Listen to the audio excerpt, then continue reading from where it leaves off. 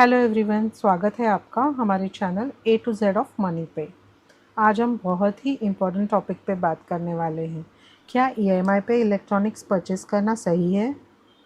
तो चलिए शुरू करते हैं। सबसे पहले तो जानते हैं कि ईएमआई क्या है।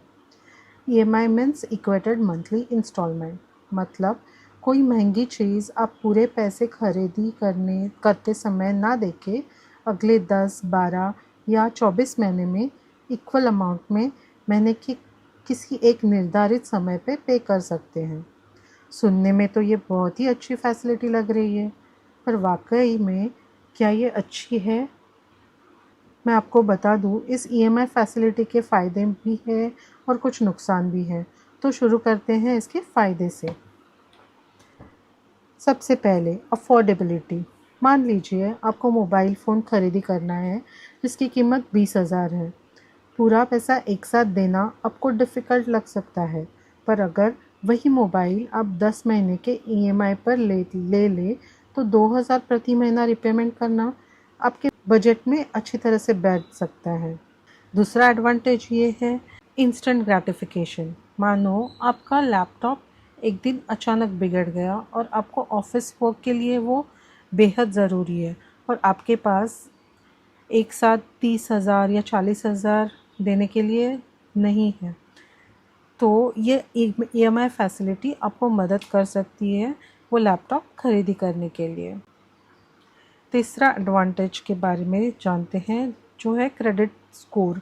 अगर आप कुछ चीज़ें ईएमआई पर परचेज़ करते हैं और उसका रिपेमेंट आप समय समय पर करते हैं तो आपका क्रेडिट स्कोर उससे बढ़ता है और आगे चल के अगर आपको कुछ बड़ा लोन बैंक से लेना है तो ये अच्छा क्रेडिट स्कोर आपको फ़ायदा देता है। ये क्रेडिट स्कोर के बारे में हम और जानकारी लेंगे किसी और वीडियो में। अभी हम फ़ायदे तो देख लिए, अब ईएमआई फैसिलिटी के नुकसान देखते हैं। जैसे कि इंटरेस्ट रेट। एक नंबर पे है इंटरेस्ट रेट। सभी ईएमआई फैसिलिटी ज़ीरो इंटरेस्ट के साथ नहीं आती। उस पर रिटेलर और फाइनेंशियल इंस्टीट्यूट इंटरेस्ट चार्ज करते हैं। जैसे कि 20,000 का मोबाइल फ़ोन पे 10% इंटरेस्ट रेट लगा दिया जाता है और ईएमआई फैसिलिटी के अंतर्गत वही मोबाइल परचेस करने को आपको 22,000 देने पड़ते हैं, यानी 2,000 ज़्यादा। दूसरा डिसएडवांटेज देखते हैं, जो है हिडन चार्जेस। हमें ईएमआई फैसिलिटी प्लान्स में processing charges, late payment charges जैसे छुपे चार्जेस रहते हैं जिसकी जानकारी हमें पहले नहीं दी जाती और अंत में हमें बहुत ज़्यादा पैसे देने पड़ सकते हैं। तीसरा डिसएडवांटेज है ईएमआई ऑफर्स देने वाले अलग अलग डील्स देते हैं।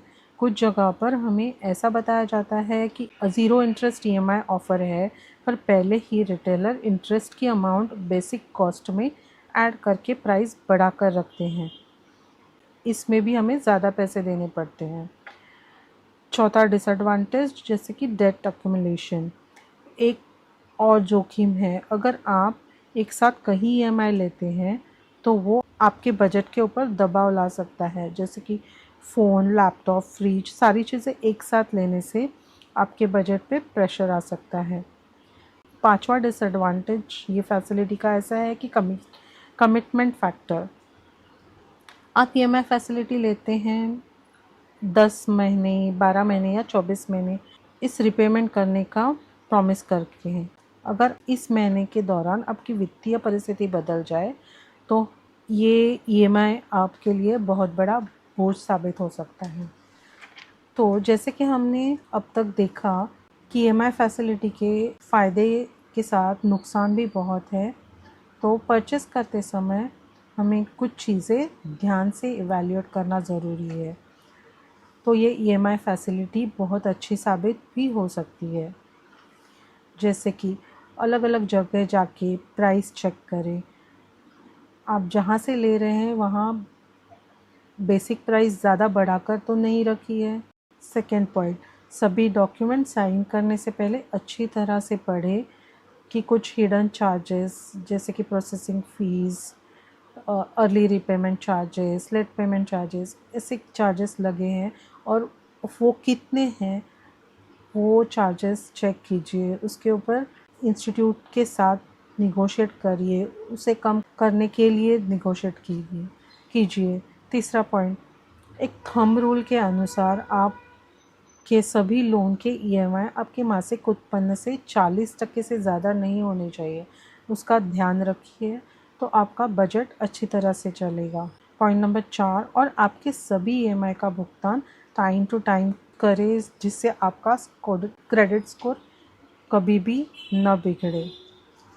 ये कुछ चीज़ें अगर आप अच्छे से याद रखें तो यही ईएमआई फैसिलिटी बहुत फ़ायदेमंद साबित हो सकती है। चलिए तो फिर हैप्पी शॉपिंग। आज के लिए सिर्फ इतना ही। फिर मिलेंगे जल्दी ही नई टॉपिक के साथ। Bye bye, take care.